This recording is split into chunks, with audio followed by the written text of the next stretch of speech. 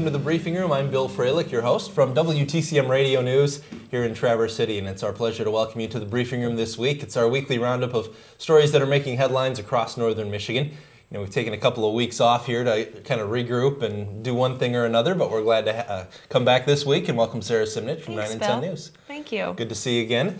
This is an early morning for you lately because on 5 hours of sleep, you've been kind of doing a lot down in Cadillac. Tell us what's going on at 9 and 10 for you lately. Well, lately I've been filling in at the anchor desk for Fox 32 News at 7 and 10, and I also filled in for Michigan This Morning last week as well. So just kind of some changes for me right now. I'm used to, going into work at 9 in the morning and getting out at 6 at night. Now I'm kind of the opposite, going in at 2 in the afternoon and getting out at 11, and then an hour drive back from Cadillac. And but it's been really fun because 90% of my coworkers are in Cadillac in our newsroom, and I don't get to see them a lot. So being able to see them and visit and just really get the whole feel of a busy newsroom, because Traverse City's bureau is quiet, more office atmosphere. So it's been really good. I've really enjoyed the change, and it's good to be at the desk.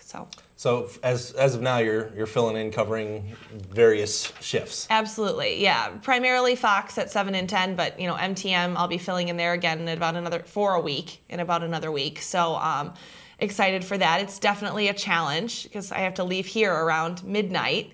I don't know if anyone who watches the morning show knows that shift, but we don't get there at 4 in the morning. We get there at 1 in the morning, and then our day is done when most people is starting. Like many other third shifts, we're done around 9:30. So it's crazy.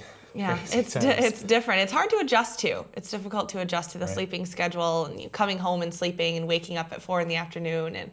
But it's fun. It's all part of it. I know we've talked about this before, probably the first time you were at the table with us, but to refresh the memory of folks, 9 and 10 and Fox 32 kind of share the studio and share things, for lack of a better term. Yeah, and right now we're actually undergoing a total set redesign. Yeah, I was going to ask you about that. Yeah, it's really fun. It was funny, the big, room really with big ceilings and everything, tall ceilings where we had our set and our weather center and all of that is now gone. I mean, everything is gone. It's down to the bare floor. We just laid carpet yesterday, and so we're supposed to debut the set in I don't even know a timeline. Maybe the next couple months. I just know it's in the near future.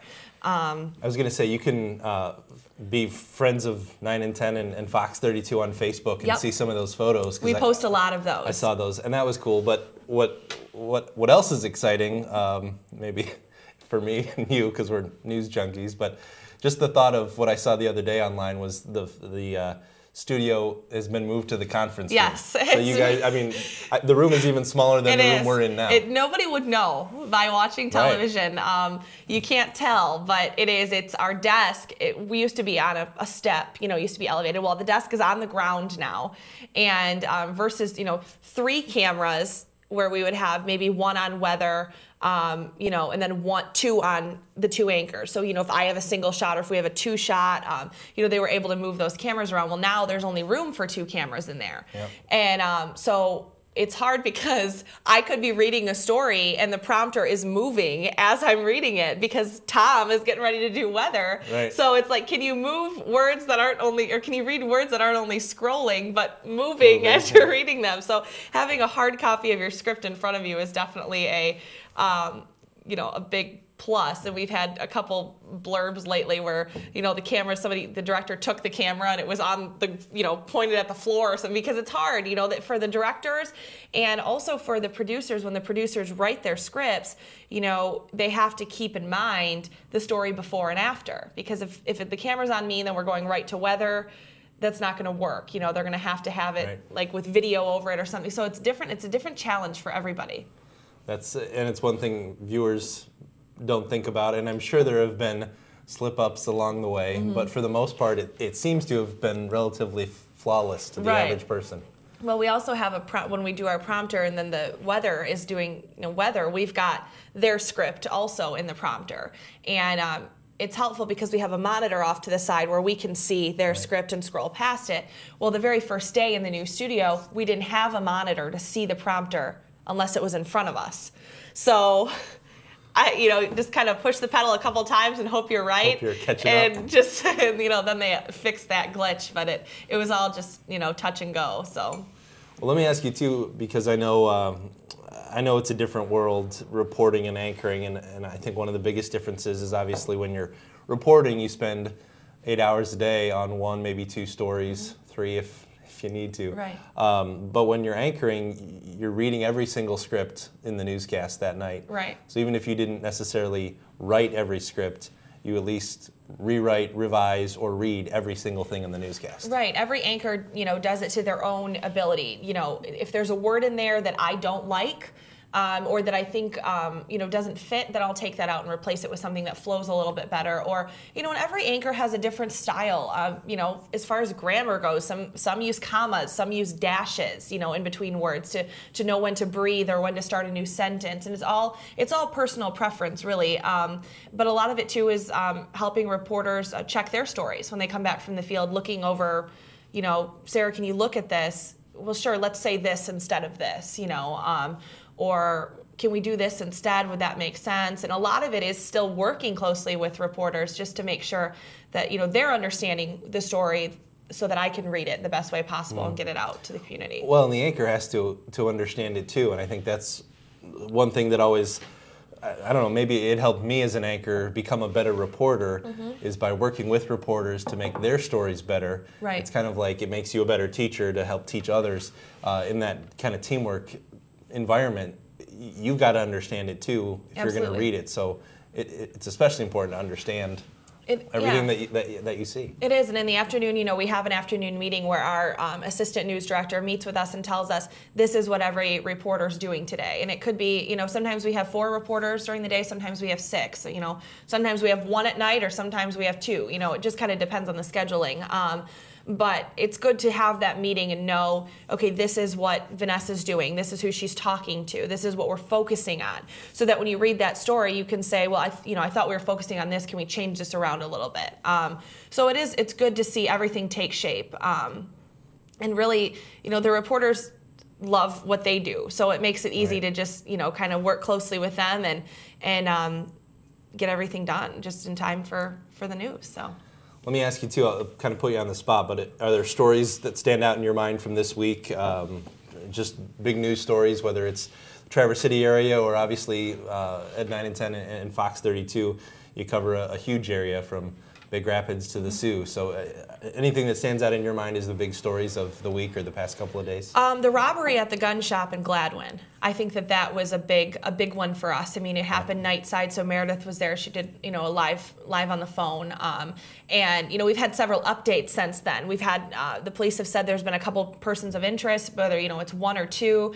They said that they were looking closely at the woman who actually called in the robbery just because, they thought maybe she could have something to do with it, things like that. So that definitely sticks out as a big story. And then weather. We've done a lot of snow stories again, which I thought we were kind of away from that for the year, but we're back to doing those snow stories. And now, Road Commission story yesterday, Grand Traverse County saying, are we going to have enough in our budget? Because this is not the problem we had at the end of March last year. We were plenty good to go going into summer. Right, and that's what they said, is there going to be enough for summer road projects? So I think weather, the robbery, yesterday our reporter Katie Boomgard did a story on the healthiest counties, and Leelanau was #1 in the state, and Benzie and Charlevoix were close behind, and Grand Traverse. So those are all good stories too. So those feature stories are ones you always kind of latch onto because those are good ones. Lastly, let's touch on a sports story, and I know you don't necessarily do a lot of sports, but you kind of get caught up in the excitement, I think like all of us do, at least in the news business.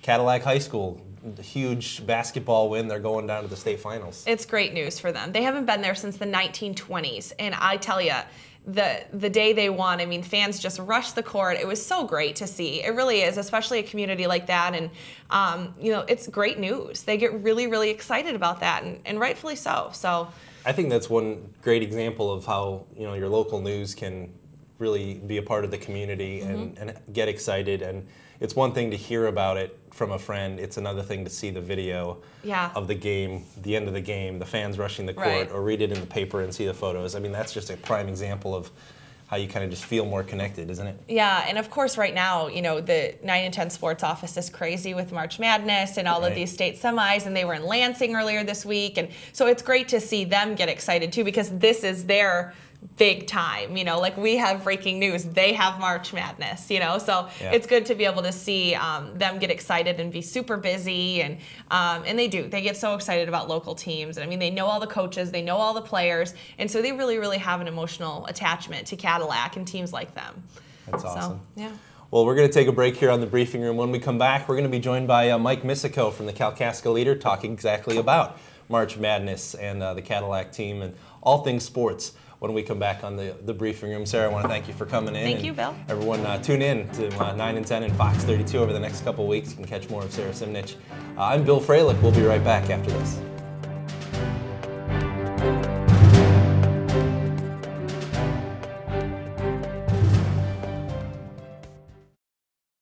What is Up North TV? It's TV that you do.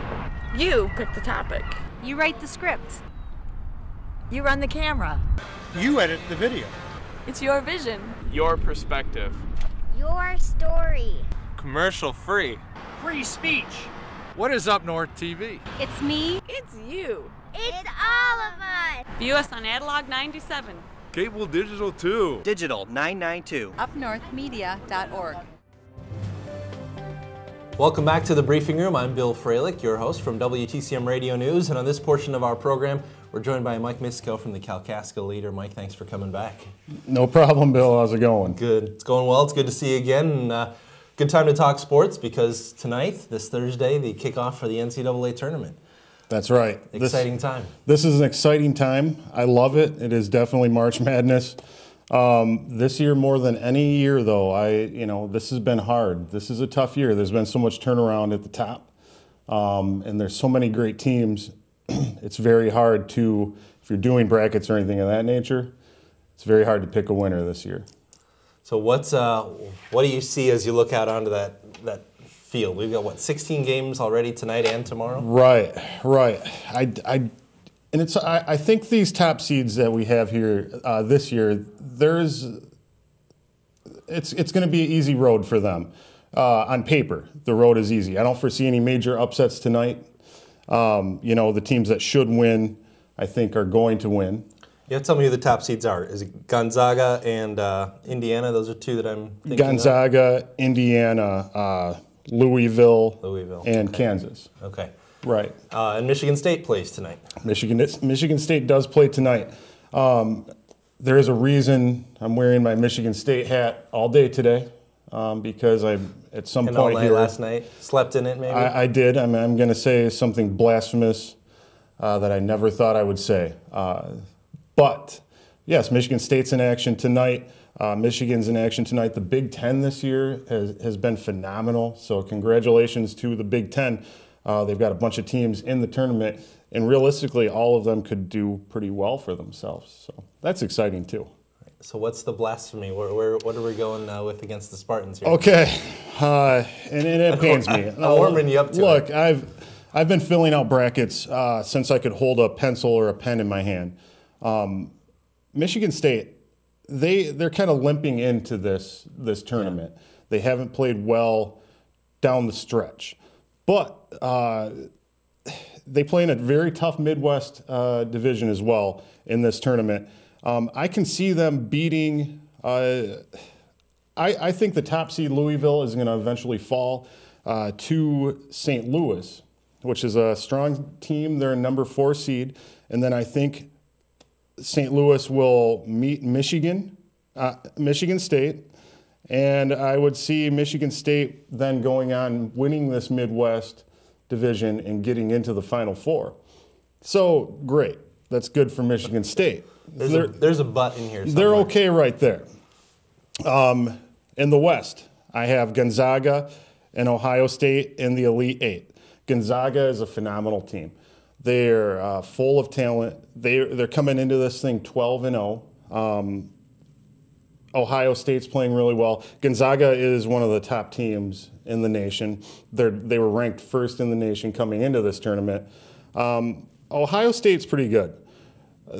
let's not look past them. I think Ohio State is going to beat Gonzaga, punch their ticket to the Final Four.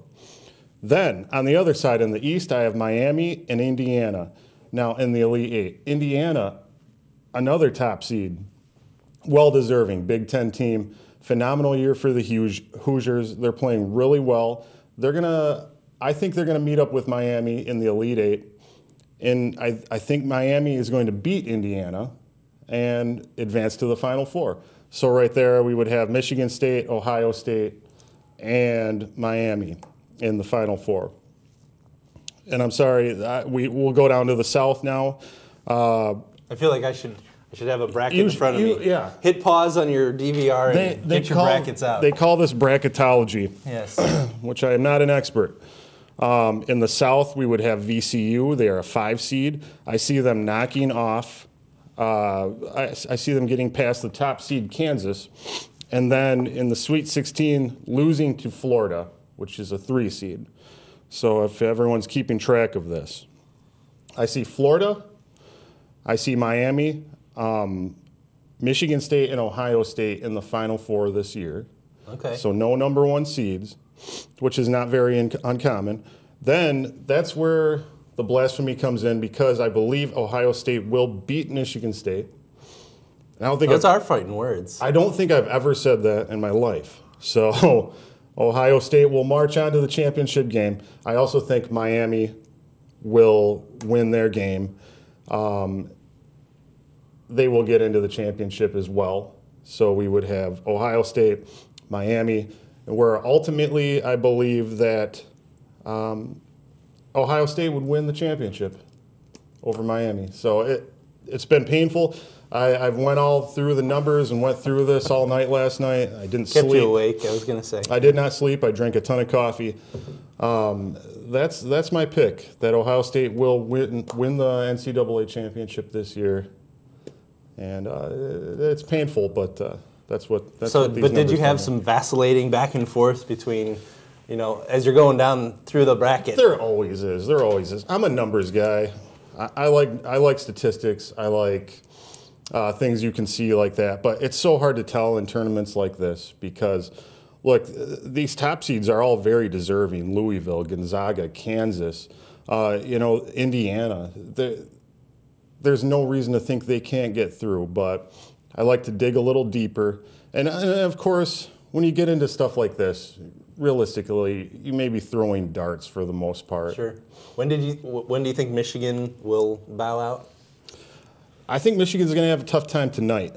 But if they get past their opponent tonight in the opening round, I think Michigan could possibly fall in the second round. And don't get me wrong, they're a great team. They may be a hated rival of my Michigan State Spartans, but they're a strong team this year. I think as they grow and progress, potentially even next year, they're going to be a powerhouse of a team. Look out for them. If those players stay intact and remain in college another year, they could realistically make a run at the title next year. Well, let me ask you too, Mike, what you do for the paper in Kalakasa in terms of the brackets, NCAA. I mean, this is hardly a local story, but do you take 2 weeks sick time off of work and just sit and watch the games? Do you get to write about any of the games? How does that play into your actual 9 to 5 job? I will write a column depicting my ups and downs throughout this tournament on a weekly basis. Look, I haven't had much success at it, but I'm trying my best. But yeah, I will write a column, and I'll get readers involved as well. Yeah. I want to see what they have picked and things of that nature. So I will tie it in that way. What does the average day or night or both consist of for you over the next couple of weeks as you watch these games? I mean, are you glued to the TV start to finish as much as possible, or are you more of a casual, check the scores and stats? It used to be that you would call into work, sit home and watch TV. Now the beauty of the internet, we're able to watch this from the comfort of the office.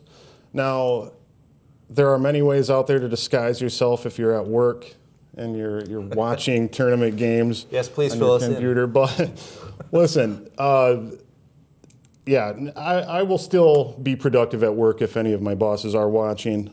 But at the same time, you still got to have a little fun once in a while. So there are ways to keep tabs on it.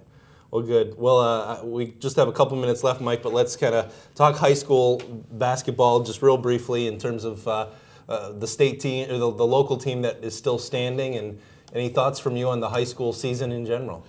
I think it was a great high school season. A great high school basketball season for both boys and girls. Now, we know St. Ignace won the girls' championship. Congratulations to them. A great program, a great team there. And for the boy, and it goes for both boys and girls from what I saw this year. We are producing some top teams now in Northern Michigan that are being able to go down, either go downstate or go up into the UP and compete with these other teams. We saw Glen Lake, a great run, Frankfurt. There's some Cadillac. They will be playing as well. They're still alive. So Frankfurt and Glen Lake bowed out this week on Tuesday. I guess Glen Lake had a 1-point game. Right. Rough loss, yeah. Rough loss for them. I've talked to that coach multiple times. I like what they're doing there. They're going to be back because that program is strong. But getting back to my point, the seasons overall were great. We'll see what happens downstate, as the teams progress. Again, I think one of the opponents would be next Detroit Country Day. For Cadillac, yeah. Yeah. So, we'll see what we can do against teams of that caliber. But the fact remains is we're getting closer. We're getting closer to be able to compete with these other larger schools and programs out of area. And that's an exciting thing. And I think within the next couple of years, we're going to see some of these programs that made nice runs this year continue even further. And we may even bring some state titles back to Northern Michigan. That would be cool. And of course, the Vikings, first time I think since the mid-1920s that they've gone this far in the state finals. So huge time for Cadillac. Right. Great. Congratulations to them. I love what they're doing there. They're going to have their hands full against Detroit Country Day. Chris Webber's alma mater. Yep. But who I, from what I understand, played against Cadillac in 1991. That's right. That was one of the quarterfinal games when Chris Webber was playing. That's a good tie-in there. So yeah, this is an exciting time for sports in Northern Michigan. And again, I hats off to our basketball teams, both boys and girls, this season for what they've been able to do. Good luck to Cadillac going forward. Awesome. Well, let's wrap things up real quickly with just your take on the Lions in the offseason. The big news, obviously, the acquisition of Reggie Bush. Right. Big news in your mind, and how much will that help? I think, and I just wrote a column about this week. As soon as teams were given the green light to make moves in free agency, look, let me retract a little bit here. The Detroit Lions, going into an offseason normally, I expect either a handful of boneheaded moves or I expect nothing to happen at all, I was surprised that Coach Schwartz had a job after this debacle of a season. So I figured going into this offseason, like a lot of people did, nothing's going to happen, same old Lions. Well, as soon as they were given the green light to make moves in free agency recently, Detroit made perhaps the biggest splash. They've shored things up in the secondary. They've gotten some nice defensive help. The acquisition of Reggie Bush, in my mind, was huge. Now we're going to have Michael LaShore in that backfield. A great runner. He ran for almost 800 yards last year. But we need speed in that backfield. Reggie Bush brings that. Yep. He's a dynamic player. He can catch. He can read the blitz. He can catch balls out of the backfield. He can make plays, very quick, very dynamic. He's also, if he's used in a part-time role, that could free him up to, like he did in New Orleans when he helped their return game. Detroit's return game has been horrible. Reggie Bush can get plugged into that, make an improvement there. I think across the boards, the moves I'm seeing so far by the Detroit Lions are going to have positive impacts on the field this year, it's very exciting. And I think this Reggie Bush pickup was huge. I'm very glad that they pulled the trigger on this and got this done. Well, we'll talk more about the NFL as the season progresses, or as the spring and summer progress, because I want to bring James and Mike back from the Record Eagle as well and talk about some of those rule changes that were announced. But we'll save that for next time, Mike. I want to thank Mike Misico from the Kalakasa Leader. Thanks for coming in. And I'm Bill Froehlich from WTCM Radio News. Thanks for watching this week's edition of The Briefing Room. We'll see you next time.